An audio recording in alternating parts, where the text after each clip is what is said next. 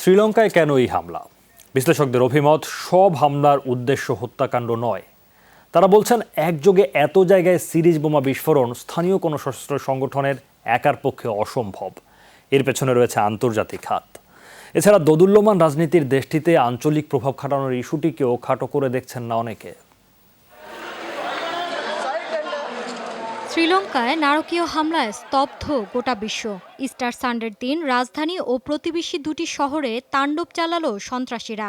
শুধু কলম্বোতেই Saint Anthony গির্জা এবং ৩টি ৫ তারকা হোটেলে ঘটানো হয় জোরালো বোমা বিস্ফোরণ। কয়েক ঘন্টার ব্যবধানে হয় আরও ২ জায়গায় হামলা, যাতে আশঙ্কাজনক হারে বেড়েই চলেছে হতাহতের সংখ্যা। কিন্তু কেন এই হামলা? সিরিজ বোমা বিস্ফোরণের মাধ্যমে শ্রীলঙ্কা ও বিশ্ববাসীর কাছে কী বার্তা পৌঁছাতে চাইছে হামলাকারীরা? বিশ্লেষকদের অভিমত, হত্যাকাণ্ডের আড়ালে থাকতে পারে অন্য কোনো উদ্দেশ্য। সব হামলাই হত্যার উদ্দেশ্যে চালানো হয় না, এর পেছনে সন্ত্রাসীদের অন্য কোনো মোটিভ রয়েছে। 18 মে 10 বছর পূর্ণ হতে চলেছে তামিল গৃহযুদ্ধের। সেই ক্ষোভ একটা কারণ হতে পারে, অথবা দেশটিতে সাম্প্রদায়িক দাঙ্গা সৃষ্টি ও অর্থনৈতিকভাবে শ্রীলঙ্কাকে কোণঠাসা করার উদ্দেশ্য ফেলনা নয়। ঘুরে ফিরে সবচেয়ে বড় যে প্রশ্নটি সামনে আসছে তা হলো সন্দেহভাজন স্থানীয় চরমপন্থী সংগঠন ন্যাশনাল তৌহিদি জামায়াত TNGর নাম। কিন্তু প্রশ্ন হচ্ছে, তাদের পক্ষে এত বড় হামলা পরিকল্পনা বাস্তবায়ন সম্ভব ছিল কিনা। একক বা স্থানীয় কোনো চরমপন্থী সংগঠনের পক্ষে এত বড় হামলা চালানো অসম্ভব, কারণ এটা দীর্ঘদিনের পরিকল্পনার ফলাফল।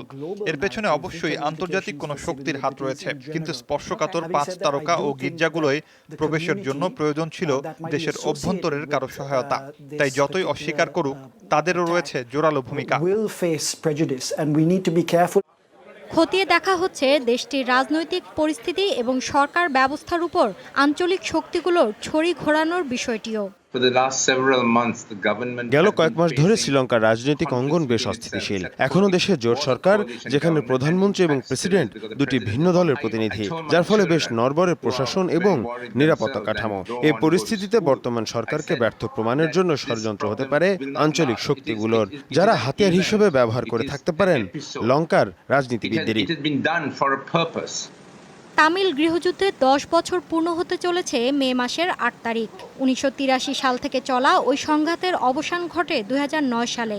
অনেকের বিশ্বাস, সেই পরাজয় স্মরণ করিয়ে দিতেই হয়তো এই নারকীয় হামলা।